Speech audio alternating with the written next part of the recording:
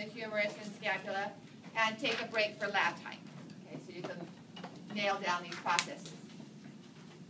So is this picture a left or a right clavicle? Can you find which one is the smooth surface? It's the same bone showing superior and one of these is superior, one of these is an inferior view. Right. This is the inferior bumpy surface.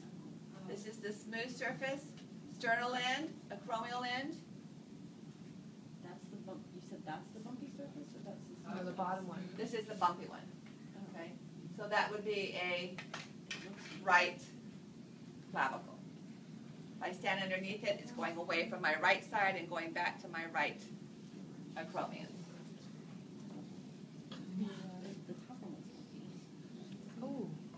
So this is an X-ray of the shoulder joint.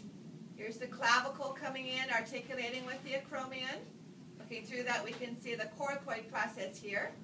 Here's the humerus articulating with the glenoid fossa. So now let's take a look at the humerus. So find the bone in your box that looks like this on the top.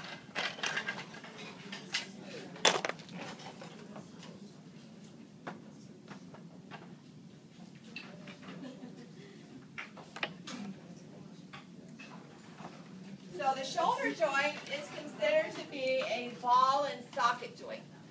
The ball would be the head of the humerus at the proximal end, and the socket is the shallow depression of the glenoid fossa. When we look at the hip joint, that's a deeper socket.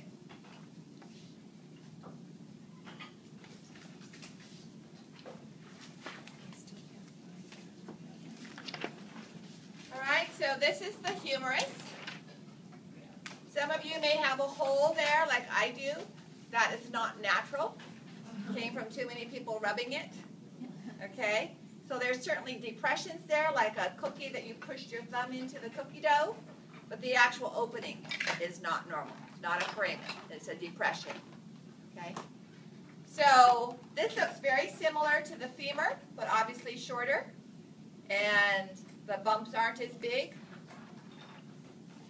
So this is an anterior view right here. You can see the head and then two bumps. Okay. The head is the round process.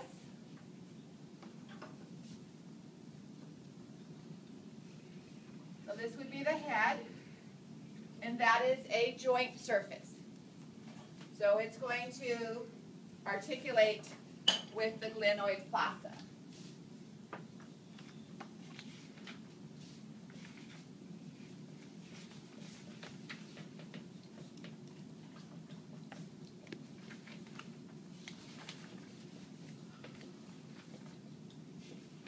Belongs to the scapula.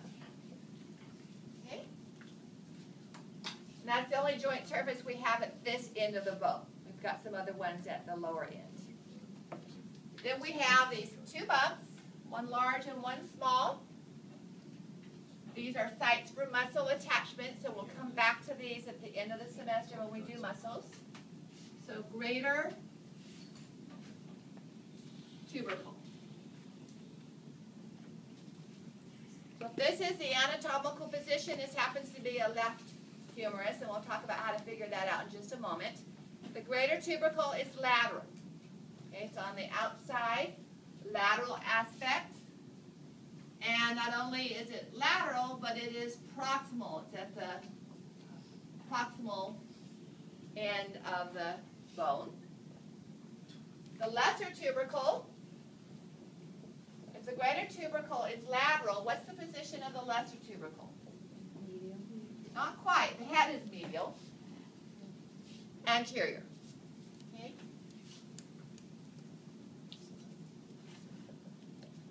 It's on the anterior surface of the bone, facing forward. So it would be right here, whereas the greater tubercle would be here, on the side. Okay. This constricted area right here is known as the anatomical neck. Whereas if we follow the diaphysis down, this is where the humerus is more often broken. So this is the surgical neck.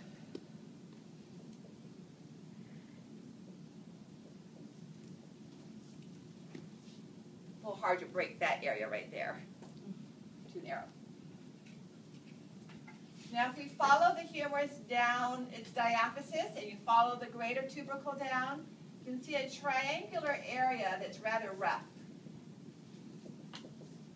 So find the greater tubercle and just run your finger down the side and you'll feel it's rough right along these first 3 or 4 inches. Anybody know the muscle that would attach to the lateral aspect of your humerus and pull it away from your arm? The deltoid muscle. So this is identified, this whole area, as the deltoid tuberosity.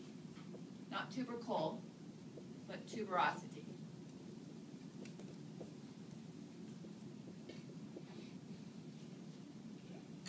So all of these are sites for muscle attachment.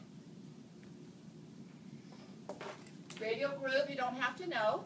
It's formed by the radial nerve. Now let's look at the distal end of the humerus.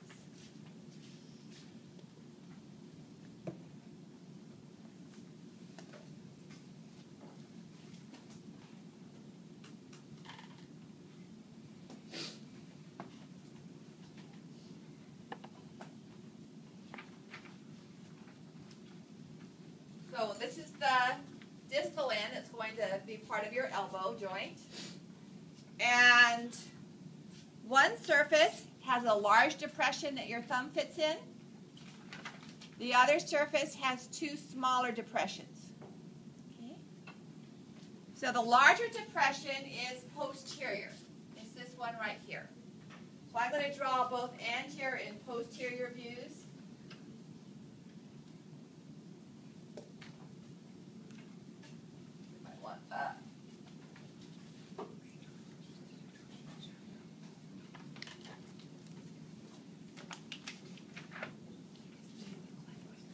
That's a posterior view.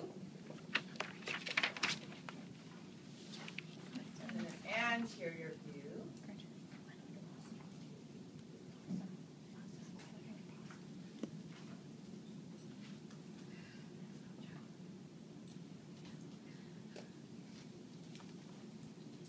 You'll notice how the diaphysis flares out. Remember how the metaphysis part of a bone flared out like that?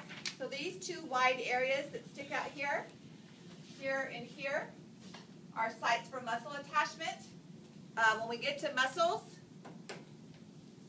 the whole group of muscles that flexes your wrist and flexes your fingers, if you do that, you can feel this area get short and thick.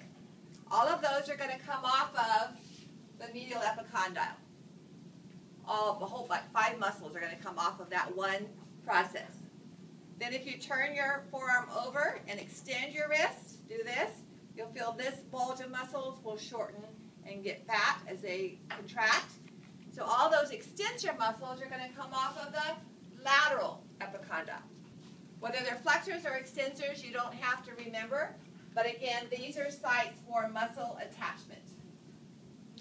So medial epicondyle means beside or next to, and then lateral epicondyle.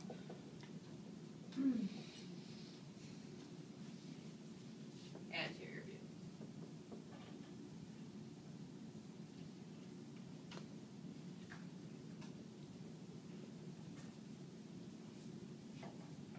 Now, what did we call the joint process of the mandible that fit inside the mandibular fossa? A condyle. The mandibular condyle. And the occipital bones that articulated on the atlas? Occipital condyles. All right? So these joint surfaces that articulate with the radius and the ulna are really condyles, but we give them a name. Instead of calling them medial and lateral condyles, we give them a name. All right? So the lateral, this is the lateral side. The lateral condyle is known, it looks like a small round marble, like a head. So it's known as the capitula. And it's a joint surface.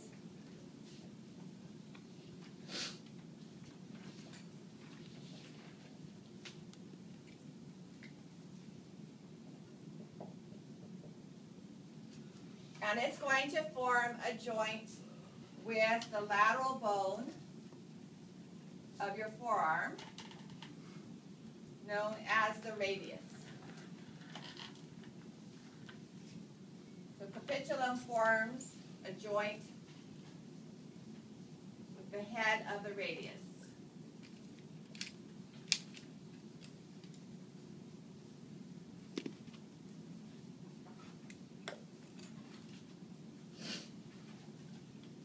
So before we move on, make sure you can find it. It's easier to see from the anterior view.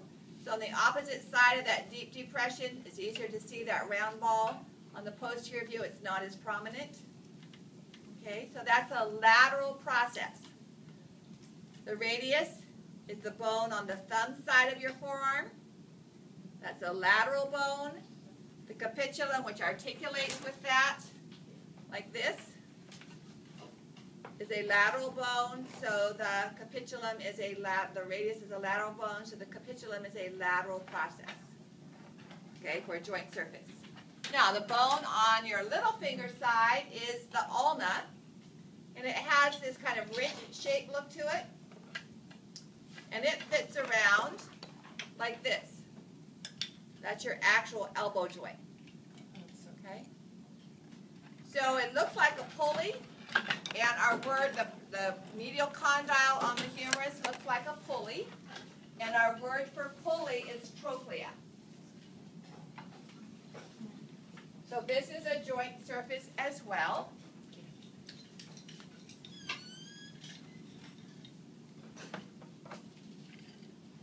And this would be the trochlea.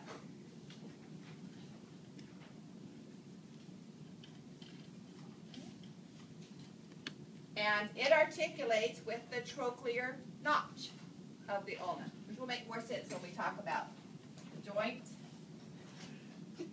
Bless you.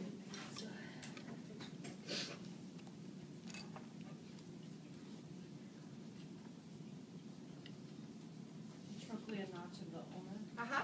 So let me show you that picture. We're not going to talk about the processes of the ulna just yet, but I want to show you how this works. Okay, so on this view,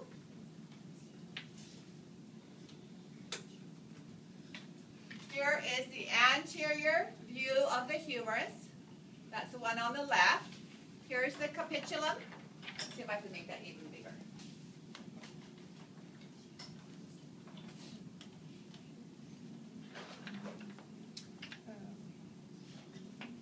All right, here's the capitulum. And here's the trochlea, right? So the capitulum is articulating with the radius, and the trochlea is articulating with the ulna. Now, again, if we look at the ulna, it has this kind of groove.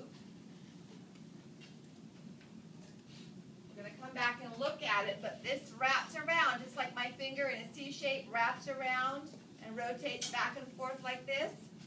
So this is what wraps around the trochlea of the humerus. Notice this kind of sharp lip. So if I take my thumb and forefinger and make a C shape, this would be the ulna.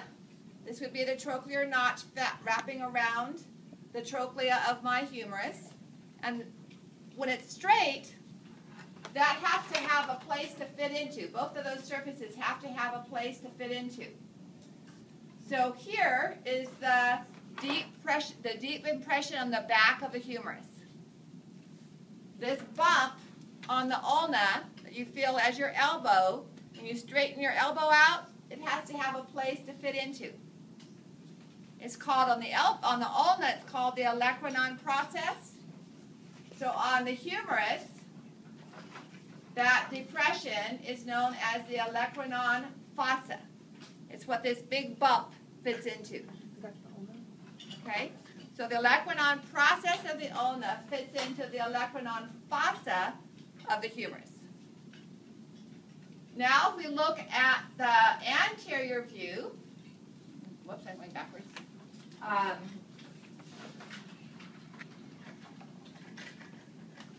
Now here's the anterior view, here's the trochlea, here's the ulna. See this little point here? that's raised. When you flex your arm, it fits into this small depression on the anterior view of the ulna. This is the same name as the sharp part of your mandible. Remember what that was called? Got it on the quiz? Coronoid process. So the ulna has a coronoid process. You can't flex your arm completely unless there's a place for that little sharp process to go into. So the small process on the anterior surface of the humerus is called the coronoid fossa. So let me go back to my diagrams here. So posterior view, this would be the olecranon fossa.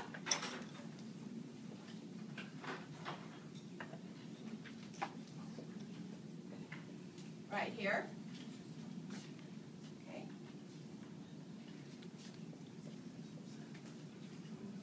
To receive the olecranon process, and this would be the coronoid fossa. To receive the coronoid process. Okay, so the process belongs to the ulna. The fossa is in the humerus to receive that. Now, my best friend's daughter, one of her youngest daughter, was playing soccer or flag football or something, and got knocked down and hurt her elbow. So they took her to urgent care.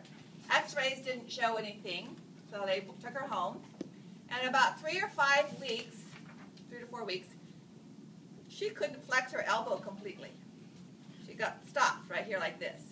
So they took her back to her regular doctor, took more x-rays, and the ulna had actually been broken. And the coronoid process, when she flexed her elbow, didn't go into the coronoid fossa. And so her elbow got stuck. And they had to put her to sleep and re-break the ulna, and then pin it and cast it, so that it would heal in proper alignment to fit into that coronoid fossa. Okay? So, parts of the humerus, proximal processes, head, neck, greater tubercle, lesser tubercle, deltoid tuberosity is more proximal than distal. Okay? Distal processes, the medial and lateral epicondyles, the condyles which have names, capitulum and trochlea, the coronoid olecranon fossas. Okay? Then the medial processes. Trochlea is a medial process. Obviously, medial epicondyle is a medial process. The head is a medial process. So as you're learning these first, again, like the skull, recognize the bone. Is it front or back? And we'll look at that next. And then I'll be able to identify the processes. And then as you're identifying them, recognize if they're on the front or the back or the medial or the lateral surface of that bone. Okay? You can draw these bones. Okay?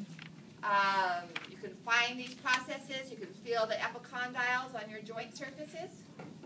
So whatever touchy-feely, drawing, coloring, whatever helps you identify them helps. Now, how do we figure out if the humerus you have in your box, it's a plastic bone, it was already broken and glued together. I just broke the glue. If the humerus in your box is a left or a right. First of all, you have to figure out anterior, posterior. The easiest way is to find the large depression for the olecranon fossa. So look at the distal end of the bone and find the largest impression, one that you can put your thumb into. That faces posterior, because what it's receiving is this olecranon process of the humerus. All right, so it's going to fit in there like that. This is the posterior view when your elbow is straight. And then you're going to flex your elbow, straighten your elbow. So again, that hole should be there, but the depression is the olecranon fossa, and that's a posterior process. So turn your humerus, so the olecranon fossa is facing posterior. Okay? Now this is the anterior surface and the posterior surface. Next thing to look for is the head. That has to face medial. Because if I didn't, there's no glenoid fossa over here for it to form a joint surface with. Okay? So it has to face into my body. So this would be a left humerus. So the first thing to do is find the olecranon fossa. Make that face behind you, towards your back. It's a posterior process. And then look at the head, and it should face into your body. Okay? So that's how you figure out left and right humerus. Okay? All right. Now let's do the joint.